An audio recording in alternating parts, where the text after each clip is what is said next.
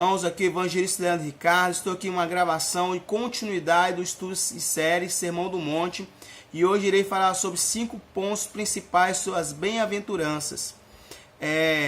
Precisamos partir do todo para entendermos o Sermão do Monte e as bem-aventuranças, e aqui apresento 5 pontos principais. O primeiro ponto é que na maioria dos cristãos tem a tendência de distinguir duas classes, ou seja, que sacerdote e cristãos têm a sua distintividade, ou seja, que um sacerdote ele tem a maneira de viver e o cristão comum tem a sua maneira de viver.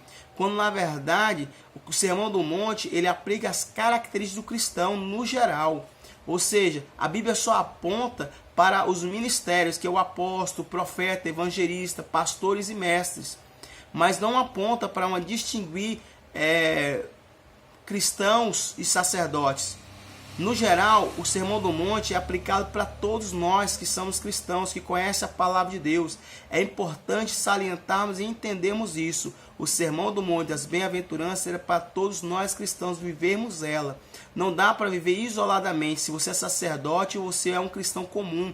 Não, todos vocês são e devem ser, aplicar todos os princípios que o Sermão do Monte e as bem-aventuranças ensina. É importante nós entendermos isso.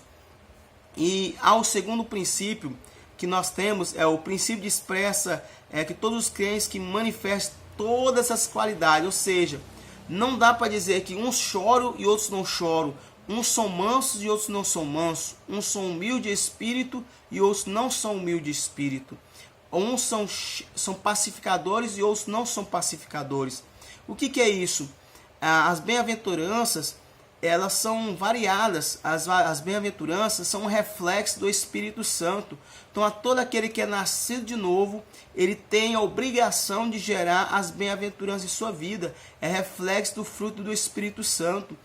Então, esse é um importante princípio de expressar que todo cristão deve manifestar as características que o Sermão do Monte, as bem-aventuranças aplica, que Jesus está ensinando.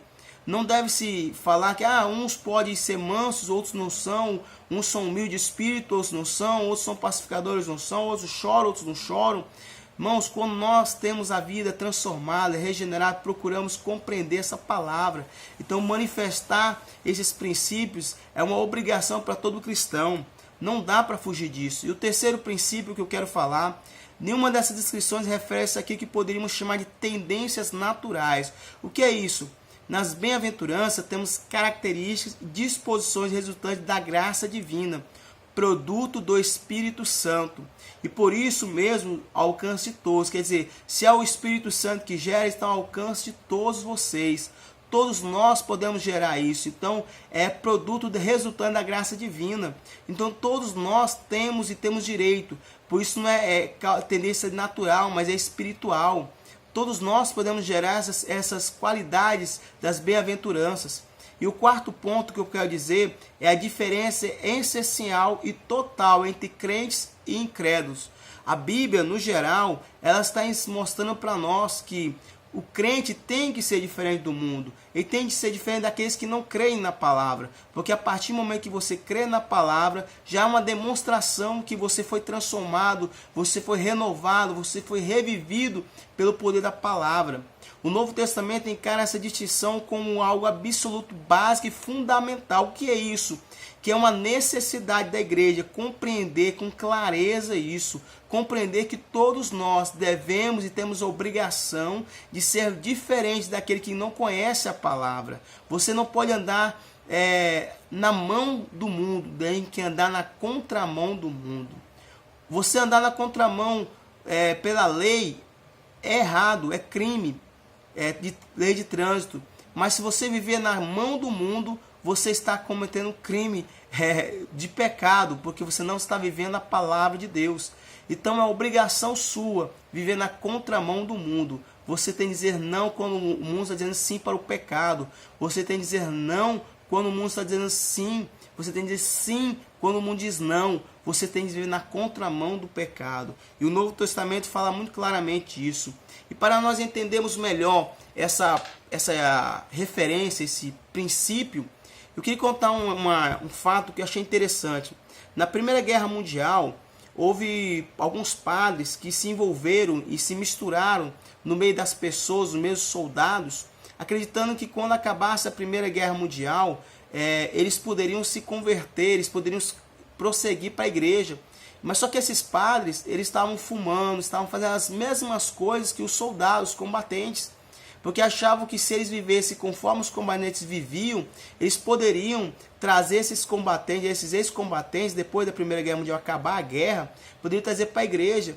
Mas, sem embargo, meu irmão, observamos que essa história mostra que não aconteceu isso. Pelo contrário, os padres que passaram a fazer as coisas mundanas saíram da igreja.